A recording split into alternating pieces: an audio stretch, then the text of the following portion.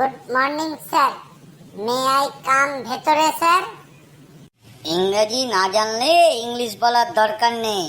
আসুন আসুন, বসুন। ধন্যবাদ স্যার। আপনার নামটা কি আর আপনি কোথায় থাকেন একটু বলুন, আমি কম্পিউটারে চেক করে নিই। স্যার, আমার নাম পটল পাঁচলা পুরকাইত। লোকে আমাকে ফিঁচু বলেও ডাকে।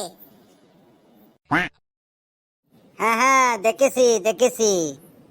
পেঁচু বাবু, আপনি থাকেন ওই পটলাতলায়। আপনার বাবার নাম হচ্ছে পাঁচু রঞ্জন পুরকাইত। আপনার বয়স হচ্ছে 20 বছর। কি আমি ঠিক বলছি কি না? এস স্যার, একেবারে ঠিক বলছেন। আমি তো দেখছি আপনি সবকিছুই জানেন আমার ব্যাপারে স্যার। হ্যাঁ হ্যাঁ, এইটাই তো আমাদের কাজ। প্রতিটা মানুষের খোঁজ খবর আমরা রাখি। হ্যাঁ, তা ফেসুবাবু, আপনি সব চাকরি ছেড়ে দিয়ে হঠাৎ এই পুলিশের চাকরির ইন্টারভিউ কেন দিতে এলেন? এইটাই তো স্যার লাখ টাকার কথা। স্যার, আসলে আমাদের নামগুলো বংশ পরস্পরায় পি দিয়ে শুরু হচ্ছে। এই যেমন ধরুন, আমার নাম পি দিয়ে শুরু, বাবার নাম পাঁচু, পি দিয়ে শুরু। আমার বাবার বাবা মানে আমার ঠাকুর দাদা, ওনার নামও ছিল পটলা ওয়ান, সুতরাং ওটাও পি দিয়ে শুরু। স্যার, এই জন্যই তো আমি এমন একটা চাকরি খুঁজছি যেটা পি দিয়ে শুরু হয়। এছাড়াও আমাদের নামের পদবি, ওটাও তো স্যার পি দিয়ে, পুরকাইত। কত সম্মানের ব্যাপার স্যার, পুলিশের চাকরি করব। আমার এই চাকরিটা খুবই দরকার। হ্যাঁ, ঠিক আছে, আমি আপনাকে ধরুন চাকরি দিলাম, কিন্তু কি জন্যে দেব? শুধু পি দিয়ে নাম শুরু হলেই কি আপনি পুলিশের চাকরি পেয়ে যাবেন? আপনার মধ্যে কি এমন গুণ আছে যে পুলিশের চাকরি আমাকে দিতেই হবে? স্যার, আমি পাড়ার প্রতিটা চোরকে আমার চেনা, তাদের নাম আমার মুখস্থ, তারা কি ধরনের চোর সেটাও আমি জানি স্যার। আমাদের পাড়ায় এবং পাশের পাড়ায় বিভিন্ন ধরনের চোর আছে, সুতরাং পুলিশের চাকরি যদি আমি পাই, তাদের ধরে ধরে আমি নিয়ে আসব।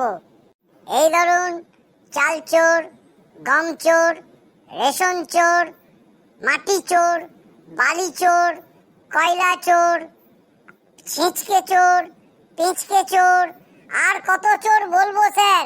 কিছু কিছু বড় বড় চোর, তারা হাত পাকিয়ে তো বিদেশেই চলে গেছে স্যার, ভালো ভালো জায়গায় চুরি করতে, এখানে আর কিছু পাই না বলে।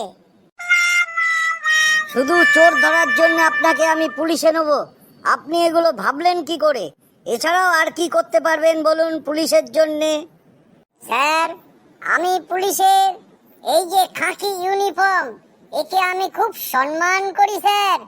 আমি আমার ঘরে ফটো টাঙিয়ে রেখে দিয়েছি এই ইউনিফর্মকে। বারবার সকালে উঠে আমি আগরবাতি জ্বালাই, যেন এই ইউনিফর্মটা আমি পরে ডিউটি করতে পারি। হ্যাঁ, সে তো নয়, ঠিক আছে, কিন্তু ধরুন আপনাকে চোর ধরার কাজ দিলাম না, আপনাকে অন্য কোনো কাজ দেওয়া হলো। ধরুন রাস্তায় ট্রাফিক সামলানো, মানে জ্যামজট যাতে না হয়, তো আপনি কিভাবে জ্যামজট ছাড়াবেন? এটা তো সবচেয়ে সহজ কাজ স্যার। আমি জ্যামজট থুড়ি ছাড়াবো স্যার। আমার আন্ডারে ওই যে সিভিক, কিছু কিছু গ্রিন পুলিশ এরা থাকে না, ওদের পাঠিয়ে দেবো। যা দেখে আয় ওদের গাড়ির কিছু আছে কিনা। ওরা না ভয়ের চোটে স্যার ডান হাত বাঁ হাত দিয়ে কিছু বের করে দেবে, ওইগুলোই তো আমরা নিয়ে আসবো। ওগুলো আমাদের উপরি ইনকাম স্যার, বুঝতে পারলেন?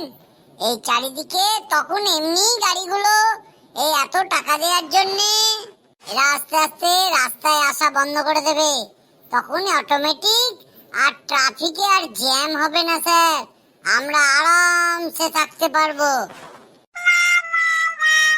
তার মানে আপনি ঘুষ খাওয়ার কথা বলছেন? পুলিশ কোনোদিন ঘুষ খায় না, বুঝলেন তো? কোনো রকম উল্টো পাল্টা কাজ করে না। স্যার আপনিও সেরকম। আমি থুড়ি না ঘুষ খেতে যাব। আমি কেন পয়সা তুলবো স্যার? ওই কিছু সিভিল ড্রেসে মানে অন্য কাপড় পরে লোকজনকে দাঁড় করে রাখবো স্যার। ওরা ওই ট্রাফিকের আগে থেকে পয়সা তোলা শুরু করবে। ওই টাকা ওদের কিছু কমিশন দিয়া আমরা বাকিটা লয়ে নিব। তার মানে আপনি বলতে চাইছেন আপনাকে যদি চাকরিটা দিই তাহলে পুলিশ ডিপার্টমেন্ট মানে আমাদের খুব ইনকাম হবে, এইটাই না? ইয়েস স্যার, ইয়েস স্যার, এটাই তো ইনডিরেক্টলি আমি বোঝাতে চাইছি, বুঝলেন তো? আমি তো পয়সা তুলবো না, না আপনারাও তুলবেন। খাঁকির একটা সম্মান আছে স্যার।